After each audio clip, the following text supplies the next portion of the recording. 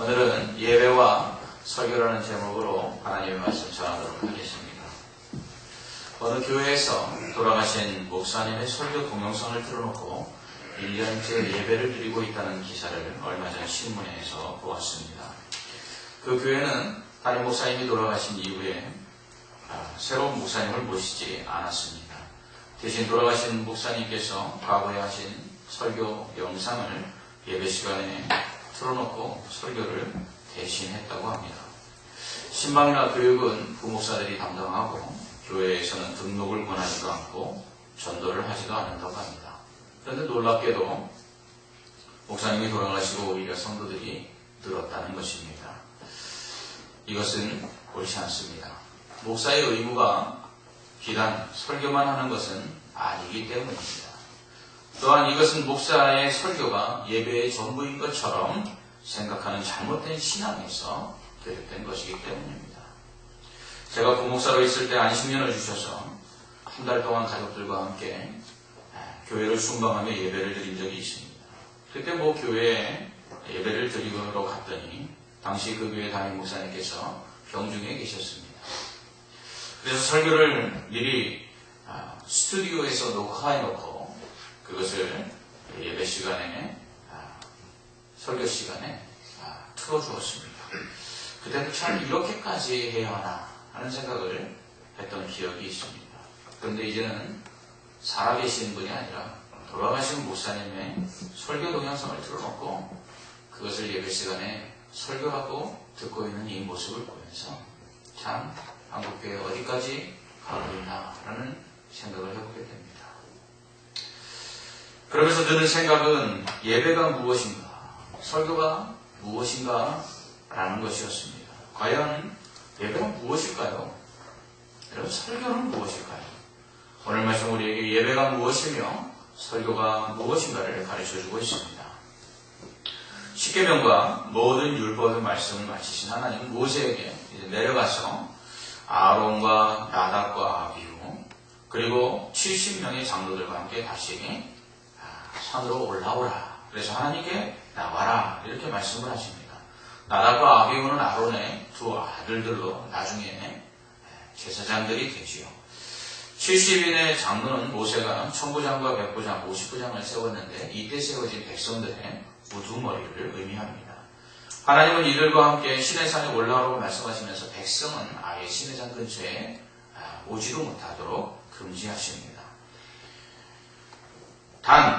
그럼에도 불구하고 모세는 하나님께 가까이 나갈 수 있지만 아론과 나답과 아비후 그리고 나머지 70명의 장로들은 하나님 앞에 가까이 나올 수 없다라고 말씀을 하십니다. 이에 모세는 이 말씀을 듣고 산 밑으로 내려가서 백성들에게 하나님께서 지금까지 그에게 하신 모든 말씀과 그리고 율례, 곧 율법을 전해줍니다. 그러자 백성들이 한 목소리로 여호와께서 말씀하신 모든 것을 우리가 준행하리이다. 이렇게 고백을 합니다. 이에 모세가 하나님의 모든 말씀을 또 기록하여서 그것을 책으로 만들고 그리고 다음날 아침 산에서 제단을 쌓고 12지파의 수대로 기둥을 세웁니다. 그리고는 소를 제물 삼아 하나님께 번제와 화목 제사를 드리고 그런 다음 말씀하신 하나님의 그 모든 율법을 기록해 놓은 그 책을 펴서 백성들 앞에서 낭독합니다. 그러자 백성들이 다시 한번 여호와의 모든 말씀을 우리가 준행하리이다. 우리가 하나님 말씀대로 순종하겠습니다. 이렇게 약속을 합니다. 이러한 모습은 느헤미야 8장에도 기록되어 있습니다. 바벨론 포로에서 돌아와 예루살렘 성전과 성벽을 재건한 이스라엘 백성들을 모아놓고 학자 겸 제사장인 에스라가 나무로 만든 단 위에 올라가서 율법책을 낭독합니다. 이때 에스라가 이 나무단 위에 올라가서 율법책을 펴면 백성들이 그 자리에서 다 일어났습니다. 그리고 그 편 율법책을 학사 에스라가 낭독을 하면 백성들은 손을 들고 아멘, 아멘 하며 응답하였고 또한 엎드려서 땅에 얼굴을 대고 하나님께 경배했습니다. 그리고 에스라 옆에선 레위 사람들은 백성들에게 에스라가 낭독한 그 율법책의 내용들을 해석해주고 또 설명해 주었습니다. 모세가 시내산에서 내려와 백성에게 율법책을 낭독한 것이나 학사 겸 제사장 에스라가 나무단 위에 올라서 백성에게 율법책을 펴서 낭독한 것은 오늘날로 이야기하면 설교를 할 수 있습니다. 특별히 에스라 때에는 레위 사람들이 에스라가 낭독하는 율법의 말씀들을 백성들에게 설명해 주었습니다. 이렇게 모세가 전하는 율법을 들은 이스라엘 백성들은 여호와께서 말씀하신 모든 것을 우리가 준행하겠습니다 라고 약속을 합니다. 에스라가 읽은 율법의 말씀을 들은 이스라엘 백성들 역시 아멘, 아멘으로 화답하였습니다. 아멘이란 맞습니다. 동의합니다. 그렇습니다. 진실로 그렇게 될 줄 믿습니다. 이런 뜻을 가지고 있습니다. 우리가 기도를 마칠 때 아멘 하는데 이는 우리의 기도가 그렇게 될 줄 믿습니다. 그렇게 이루어질 줄 믿습니다. 라는 고백인 것입니다. 그러므로 에스라가 율법을 낭독할 때 백성이 아멘, 아멘 한 것은 그 말씀에 동의합니다. 그 말씀대로 하겠습니다. 라고 고백한 것으로 모세가 율법책을 낭독했을 때 이스라엘 백성이 여호와께서 말씀하신 모든 것을 우리가 준행하겠습니다. 라고 고백한 것과 같은 것입니다. 그러므로 오늘 우리는 여기서 설교가 무엇인지 알 수 있습니다. 첫째, 설교는 하나님의 말씀을 전하는 것입니다. 모세와 에스라가 백성들에게 전해준 것은 바로 하나님의 말씀, 율법이었습니다. 그러므로 설교는 하나님의 말씀을 전하는 것입니다. 그러므로 설교는 세상 이야기나 사람에 관한 것을 전하는 것이 아닙니다. 가끔 설교가 간증이 될 때가 있습니다. 간증은 자신이 경험한 하나님과 그리고 그분이 주신 은혜, 그분이 행하신 일들을 나누는 것이죠. 그런데 이 간증이 잘못하면요, 하나님 자랑이 아니라 사람 자랑이 될 수 있습니다. 설교도 마찬가지입니다. 하나님을 자랑해야 되고 하나님의 뜻을 알려줘야 되는 설교가 가끔은 목사의 자랑이 될 때가 있습니다. 이것은 잘못된 설교입니다. 때론 설교가 도덕과 윤리, 사회적으로 성경만은 방법과 같은 이것을 가르치는 강의가 될 때가 있습니다. 이것은 잘못된 설교입니다. 설교는 오직 하나님만 전하고 하나님의 말씀만 드러내야 되는 것이기 때문입니다. 또한 설교는 하나님의 말씀을 가르치는 것입니다. 설교는 일방적인 선포가 아니라 말씀에 대한 해석과 설명이 수반되어야 합니다. 과거에는 설교를 선포라고 생각했습니다.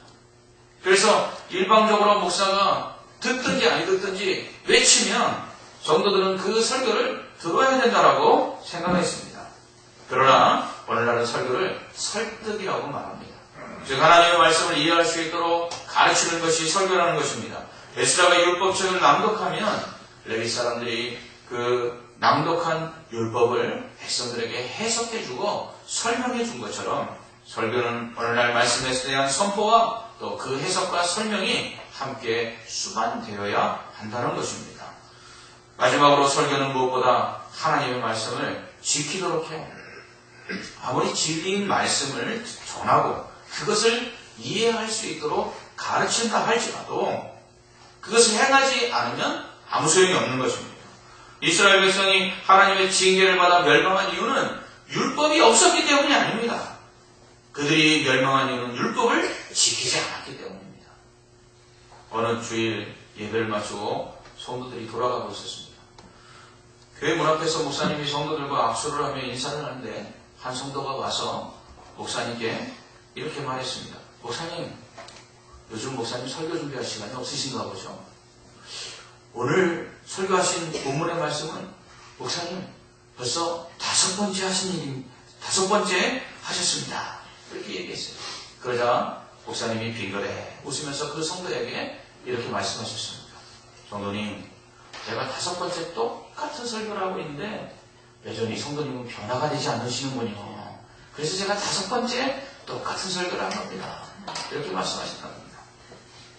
전에 있던 교회 성도 중 한 분은요, 목사님이 설교를 하시면 성경책 그 본문 옆에 날짜를 적어 두었습니다. 그래서 이 본문을 가지고 목사님이 언제 설교를 했는지 기록해 놓은 것입니다. 그러나 정작 그 날짜에 그 본문을 가지고 목사님이 어떤 말씀을 하셨는지는 전혀 기억을 하지 못했어요. 그러므로 설교를 듣는 사람은요, 그 본문을 가지고 목사님이 얼마나 자주 설교를 했는지 언제 하셨는지 기억하는 것이 아니라 그 말씀이 내게 무엇을 말하고 있는지 그래서 내가 그 말씀대로 순종하여 변화되었는지 이것을 점검해야 한다는 것이죠. 제자훈련 중에는 주요 오전, 오후 예배와 수요 예배 설교를 적는 숙제가 있습니다. 내용을 요약하고 그리고 교훈과 적용까지 잘 정리해 놓는 분들이 계십니다. 훈련생들이 적어놓은 그 설교 노트를 보다 보면은 제가 이렇게 설교를 잘했나? 그런 가끔 생각이 들 때가 있습니다. 목사가 설교한 것보다 더 요약을 잘해놓는 것을 볼 수 있죠. 그러나 설교를 듣고 그 내용을 잘 기록해 놓는 것보다 더 중요한 것이 있습니다. 그것은 그 말씀대로 사는 이것입니다. 모세가 율법을 낭독할 때 그 말씀을 들은 이스라엘 백성들은 여호와께서 말씀하신 모든 것을 우리가 준행하리이다 이렇게 고백을 했습니다. 이것은 맹세한 거죠. 말씀을 들을 때 이스라엘 백성들은 그 말씀대로 살겠다고 다짐한 것입니다. 이것이 설교를 듣는 자의 합당한 자세입니다. 우리는 흔히 설교를 듣고 은혜 받았다는 말을 합니다. 그것은 깨달았다는 거죠. 설교를 듣고 그 설교 내용이 마음에 감동을 주었다는 것입니다. 이렇게 설교를 듣고 깨닫거나 마음에 감동이 있을 때 우리는 은혜를 받았다 이렇게 얘기합니다. 그러나 이러한 은혜가 진짜 은혜가 되려면 깨닫고 마음에 감동된 말씀대로 행해야 한다는 것입니다. 에스라가 율법책을 읽을 때 그 말씀을 들은 이스라엘 백성들 아멘 아멘 화답했습니다. 설교를 듣고 그 말씀이 깨달아지고 마음에 감동이 되면 우리도 역시 아멘 합니다. 만약 우리가 설교를 듣고 아멘 했다면 그것은 그 말씀 정말 진리입니다. 그 말씀 정말로 진실로 그렇습니다. 나도 그 말씀에 동의합니다. 라는 의미를 넘어서 하나님께서 그렇게 말씀하셨다면 나도 그 말씀대로 순종하겠습니다. 라는 다짐과 맹세가 이 아멘에 포함되어 있어야 한다는 것입니다. 우리는 흔히 10년, 20년을 교회를 다녀도 성장하지 않는다는 말을 합니다. 그것은 설교를 들을 때 아멘 이렇게 하는 이 고백을 내가 얼마나 했는가를 보면 잘 알 수 있습니다. 만약 설교를 들으면서 진정으로 아멘을 많이 했다면 그는 말씀을 깨닫는 시간이 많았다는 것이고 그리고 말씀으로 인해서 감동받은 적이 많았다는 것입니다. 이렇게 되면 그 말씀대로 살고자 하는 결단과 각오를 또한 많이 했다는 것입니다. 그랬으면 정말 설교를 들을 때마다 아멘 아멘 하는 그 횟수가 많았다면 그 사람의 믿음은 분명 성장했을 것입니다. 설교를 들을 때나 기도할 때 우리는 아멘 아멘 이런 아멘에는요 믿음의 고백이 담겨져 있는 것이고요 결단이 담겨져 있는 것입니다. 그래서 설교를 듣거나 기도할 때 우리가 중간에 아멘 아멘 이렇게 하는 것은 그 말씀과 기도에 내가 지금 동의하고 있고 그리고 나도 그 말씀대로 살기를 원하고 나도 그 기도가 그렇게 응답되기를 바랍니다 라는 믿음의 고백인 동시에 나도 그렇게 살겠습니다 하는 결단을 내포하는 것이죠. 그러므로 말씀을 깨닫지 못하고 감동을 받지 못하면 아멘할 수 없어요. 목사가 일부러 믿습니까? 아무리 외쳐도 그때 아멘한다고 해서 그 사람의 믿음이 고백을 하는 것이 아닙니다. 그 사람의 믿음이 성장하는 건 아니에요. 진짜 은혜를 받아야 아멘할 수 있는 것입니다. 그 말씀이 깨달아지고 그 말씀이 감동이 될 때 정말 그 말씀 그렇습니다. 그 말씀 진리입니다. 내가 그 말씀대로 살겠습니다. 이런 것이 은혜입니다. 이런 은혜가 있을 때 우리는 아멘할 수 있는 것이죠. 그러므로 여러분들은 설교를 듣거나 기도를 하면서 얼마나 아멘하고 있습니다. 만약 우리 입술에서 아멘 소리가 잘 안 나온다면요 우리는 그 말씀에 깨달음이 없다는 얘기고요 그 말씀에 감동을 받지 못한다는 뜻일 수도 있어요. 더 나아가서 우리는 그 말씀대로 살겠다는 고백을 우리 입술로 시인하지 못하는 것일 수도 있습니다. 여러분 그러므로 우리는 얼마나 하나님의 말씀을 깨닫고 또 그 말씀에 또 은혜를 누리고 있고 또 우리가 그 말씀대로 살기를 고백하면 이것은 우리의 입술로 아멘이라고 고백할 때 되어지는 거죠. 오늘 목사님 말씀하시기를 수많은 성도들이 설교를 들으면서 아멘 하는 소리에 설교자 본인이 은혜를 받는데요. 뿐만 아니라 성도들도 아멘 하고 자신들이 하는 그 소리에 함께 그 아멘 소리를 듣고 은혜를 받는다는 것입니다. 그렇습니다. 저도 여기에 전적으로 동의합니다. 아멘 소리가 큰 교회는 성도들이 말씀을 들을 때 깨달음이 있고 감동이 있다는 것 아니겠습니까? 여러분, 그 말씀대로 또한 살겠다는 결단과 각오가 있다는 것 아니겠습니까? 그러므로 우리 교회도 아멘 소리가 더 많아지고 더 커지기를 원합니다. 이렇게 신의 산 위에서 하나님으로부터 들은 율법을 책에 기록하고 그것을 백성에게 낭독한 후에 모세는 제단을 쌓고 제사를 드립니다.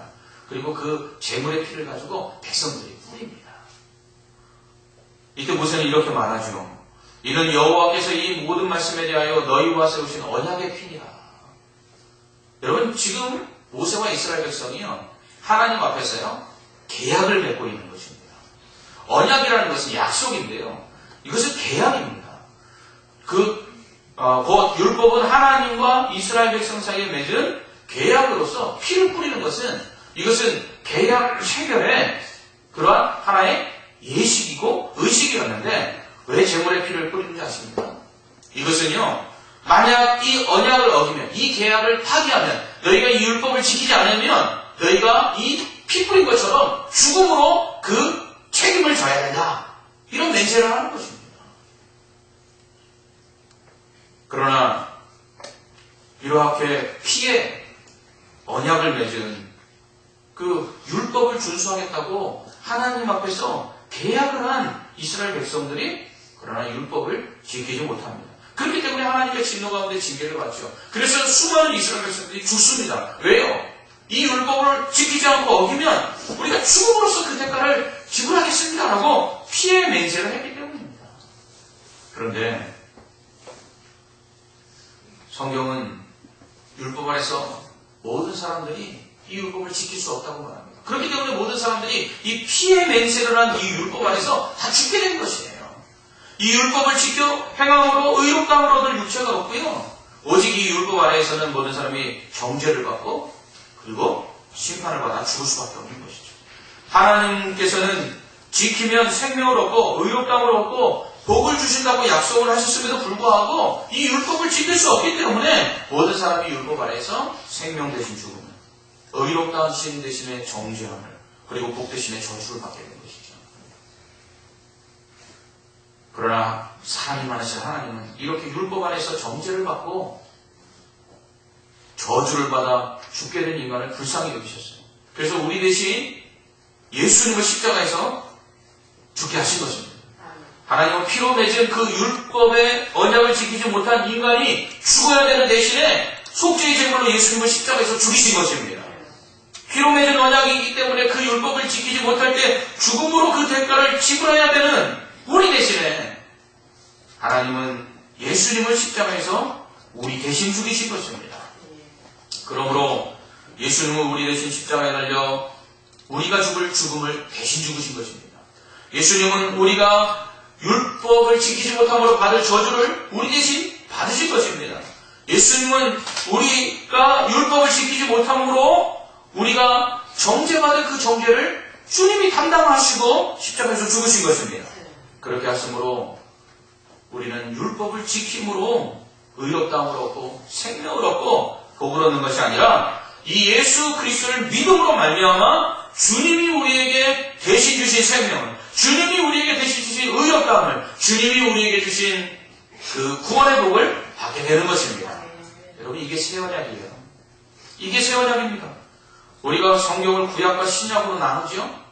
구약은 율법을 의미합니다. 구약은 곧 그렇기 때문에 율법, 옛 약속입니다. 피로 맺은 율법의 언약, 이것이 구약입니다.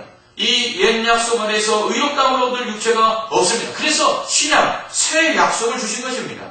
그것은 믿음으로 의롭다함을 얻는 것입니다. 그래서 우리는 율법을 행함으로가 아니라 예수 그리스도를 믿음으로 의롭다함을 얻고 생명을 얻고 구원을 받는 것입니다. 그런데 이것이 은혜예요, 은혜. 왜냐하면 우리가 예수 그리스도를 믿음으로 의롭다함을 얻고 영생을 얻어 천국에 들어가는 이 구원의 복을 받는 것은 우리의 노력이나 우리의 행위에서 난 것이 아니기 때문입니다. 믿음으로 구원을 받았다는 것은 우리가 믿어서 구원받았다는 게 아니에요. 믿음으로 구원받았다는 것은 행함으로 구원받았다는 말의 반대말이라는 것이에요. 그래서 에베소서 2장 8절로 9절은 너희는 그 은혜에 의하여 믿음으로 말미암아 구원을 받았으니 이것은 너희에게서 난 것이 아니요 하나님의 선물이라. 행위에서 난 것이 아니니 이는 누구든지 자랑하지 못할 게 아니라. 이렇게 말씀하고 있습니다. 믿음으로 말미암아 구원을 받은 것은 은혜에 의한 것이에요. 은혜로 인하여 하나님께서 우리가 행한 것이 없는데 거저 주신 것, 그것이 바로 구원이라는 것이에요. 그렇기 때문에 우리는 우리에게서 구원이 날 수 없다는 거예요. 행함으로 우리가 구원을 받을 수 있는 게 아니에요. 그래서 우리는 자랑할 수 없다는 거예요. 그러므로 우리가 믿어서 구원받았다고 이야기하는데 그 믿음으로 구원받았다는 건 내가 의지를 가지고 하나님을 믿고 예수님을 믿어서 구원받았다는 게 아니라 구원받을 것이 아무것도 없는 우리에게 하나님 값없이 은혜로 구원해 주셨다. 이게 믿음으로 구원받았다는 뜻이에요.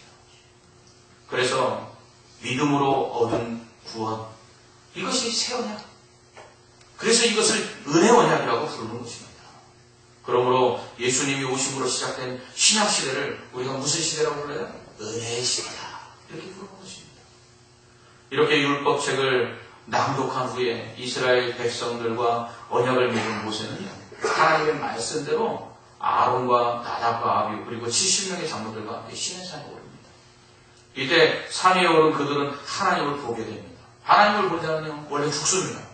그러나 그들은 하나님께서 자신을 보여주시는 은혜를 누리게 됩니다. 그들이 하나님을 보았을 때 그 발 아래를 보니까 청옥, 푸른 옥을 펼쳐놓은 거죠. 푸른 하늘처럼 맑았다 이렇게 말하고 있습니다. 이것은 무엇이냐면 하나님이 계신 모습을 보니까 마치 하늘 위에 계시다 이런 뜻이에요. 그들이 본 것은 근데 무엇입니까? 하나님의 모습이 아니에요. 오늘 말씀 보니까 하나님의 발만 본 거예요. 발만. 그들이 하나님의 발만 보았는데도 이렇게 찬란하고 이렇게 멋진데 하나님을 전체를 다 보았을 때는 얼마나 더 하나님이 대단하시겠어요. 원래 하나님을 본 자는 죽습니다. 그래서 하나님을 본 자들은 이렇게 고백합니다. 내가 하나님을 배웠으면 죽게 되었도다. 그러나 하나님께서는 모세와 아론과 그리고 함께 올라온 70인의 장로들을 긍휼히 여기서 하나님을 볼 수 있게 해주셨어요. 여러분 왜 하나님을 본 자들이 죽는지 아십니까? 하나님 거룩하시기 때문에. 그런데 우리는 얼마나 죄가 많습니까? 하나님은 공의의 하나님이에요. 그래서 하나님은 죄를 그냥 내버려 두실 수가 없어요.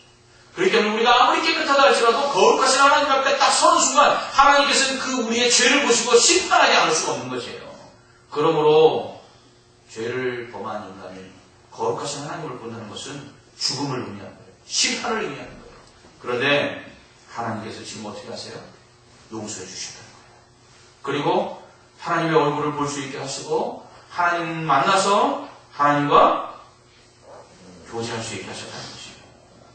모세와 아론과 나답과 아비후 그리고 70인의 장로들이 산에서 한 것은 무엇입니까? 하나님을 뵙고 하나님과 먹고 마셨다라는 것입니다.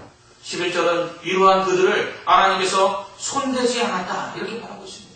하나님의 은혜라는 거예요. 요한계시록에 보면 이런 비슷한 장면이 나옵니다. 요한계시록 4장에 보면 하늘 위에 보좌가 있는데 그 보좌에 하나님이 앉아 계십니다. 성령의 충만함을 받은 이 사도 요한이 환상 중에 그 모습을 보죠. 그런데 그 보좌 옆에는 천사들이 둘러서 하나님을 찬양하고 경배합니다. 그리고 그 천사들 곁에 보좌 주변에 24장로들이 흰 옷을 입고 금관을 쓰고 그리고 하나님 앞에 경배합니다. 어떻게 해요? 자신들의 금관을 벗어서 그 보좌 앞에 내려오면서 찬양을 합니다. 그때 또한 어린 양, 곧 예수 그리스도께서 하나님 보좌 우편에 서 계시고 그리고 수많은 천군과 천사들과 그리고 모든 피조물들이 그 하나님과 그리고 예수님 앞에 엎드려 경배하며 찬양과 존귀와 영광을 드리는 모습을 사도 요한이 환상 중에 봅니다. 여러분 이것은 천국에서 드려지는 예배입니다. 예배는 무엇입니까? 이와 같이 하나님을 만나는 것입니다. 이것이 바로 예배입니다. 또한 예배는 하나님과 교제하는 것입니다. 또한 예배는 하나님께 경배하는 것입니다. 죄로 인해 하나님의 얼굴을 보면 죽을 존재들이 하나님을 만날 수 있는 은혜 안에 들어가 하나님을 만나는 것, 이게 예배입니다. 이는 예수 그리스도께서 십자가에 달려 죽으심으로 가능하게 된 것입니다.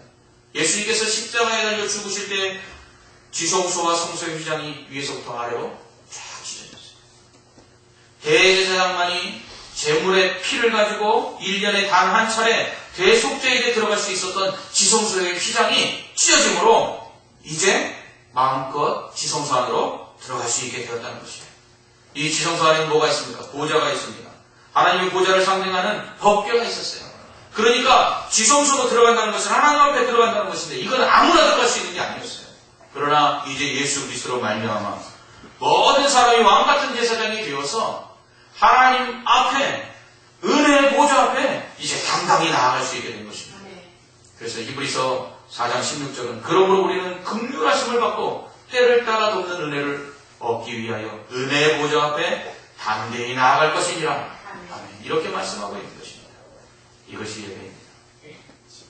우리가 예수 그리스도로 말미암아 왕같은 제사장이 되어서 은혜의 보좌로 상징되는 하나님 앞에 그 하나님 앞에 당당히 나아갈 수 있게 된 것, 이것이 바로 예배입니다. 이제는 다른 재물을 가지고 하나님 앞에 나아갈 필요가 없습니다. 예수님께서 단번에 드리는 완전한 재물이 되셨기 때문에 우리는 이 예수님의 그 은혜로 말미암아 믿음을 가지고 하나님 앞에 그냥 나아갈 수 있게 된 것입니다. 이렇게 믿음으로 말미암아 은혜로 인하여 하나님 앞에 당당하게 나아갈 수 있게 된 우리는 하나님의 얼굴을 보고 그 음성을 듣고 하나님과 교제해야 합니다. 그리고 하나님께 찬양과 존귀와 영광을 돌려야 합니다. 이렇게 하나님을 경배하는 것, 하나님을 만나는 것, 이것이 예배입니다. 그러므로 예배는 성령을 통해서 하나님의 임재를 경험하고 하나님을 만나는 시간입니다. 하나님을 어떻게 만납니까? 성령의 충만함이 없이는 이 하나님의 임재를 경험할 수가 없는 것입니다.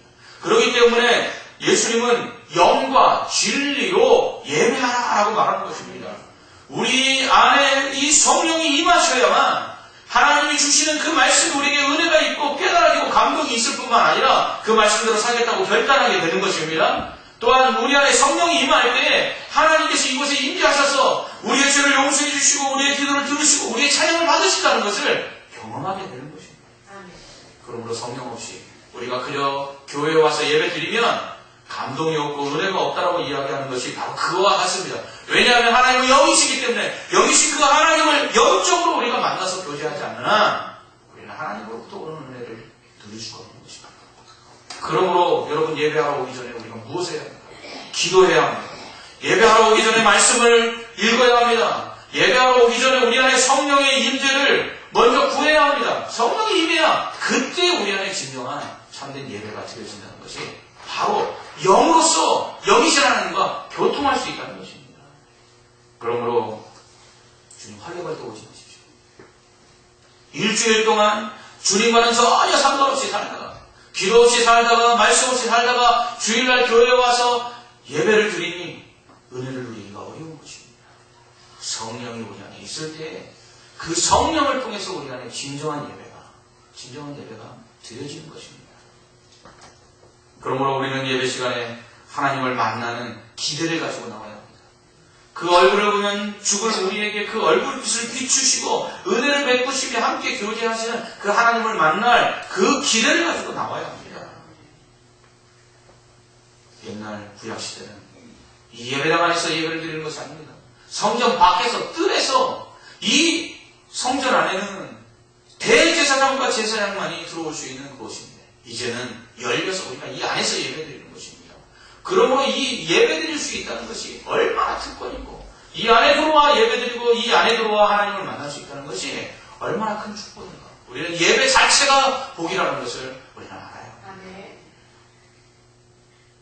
우리의 예배는 어떻습니까? 하나님을 성령으로 인하여 하나님과 만나고 있습니까? 하나님의 음성을 듣고 아멘하고 있습니까? 하나님을 진심으로 온전히 찬양하고 경배하고 있습니까? 하나님의 은혜를 받아 그 은혜로 인한 기쁨을 주체하지 못하고 있습니까? 여러분, 이렇게 우리가 예배하기 위해서는 예배가 은혜라는 사실을 알아야 돼요. 감히 나 같은 자가 하나님 앞에 나와 예배할 수 있다는 사실이 은혜임을 알아야 돼요. 예수 그리스도로 인해 열린 하나님의 은혜 보좌 앞에 나오게 되었다는 사실에 감사하며 예배해야 합니다. 예수 그리스도로 말미암아 믿음으로 생명을 얻고 구원을 받고 의롭다함을 얻은 그 은혜에 감사하며 전심으로 하나님을 찬양하고 경배해야 합니다. 설교를 통해 주시는 하나님의 말씀에 아멘하며 내가 그 말씀에 동의합니다. 내가 그 말씀대로 따라 준행하겠습니다. 라고 결단하고 발현해야 합니다. 이럴 때 예배가 얼마나 우리에게 큰 은혜인 줄을 알게 되고요. 이렇게 예배할 때 예배를 통해 우리 안에 넘치는 은혜로 말미암아 믿음의 성장이 이루어지게 되는 것입니다. 이렇게 예배할 때 영과 진리로 예배하는 하나님이 찾으시는 진정한 예배자가 될 줄 믿습니다. 참된 예배를 드리는 하나님이 찾으시는 진정한 예배자가 되기를 주님의 이름으로 축원합니다. 아멘. 기도하겠습니다. 하나님 아버지, 오늘날 설교가 무엇인지, 예배가 무엇인지를 믿고 이 예배와 이 말씀을 듣는 이 설교 시간이 얼마나 은혜인지를 잊어버린 채 하나님 자기가 듣고자 원하는 것들, 자신들의 마음에 원하는 이야기를 하는 그 사람의 소리를 찾아 죽은 자의 설교라도 듣기를 원하는 이 잘못된 시대 가운데 하나님의 살아있는 말씀만이 선포되게 하여 주옵시고 그 말씀 앞에 아멘하며 그 말씀을 따라 준행하는 성도들이 더욱더 많아지게 하여 주시옵소서. 은혜의 보좌 앞에 당당히 나올 수 있게 하신 이 예배의 은혜를 기억하고 날마다 성령의 충만함 가운데 진정으로 하나님의 임재하심과 하나님의 함께하심과 그리고 하나님께서 이 예배를 통해서 주시는 그 은혜들을 누리는 참된 예배자들 되게 하여 주시옵소서. 예수님 이름으로 기도합니다. 아멘.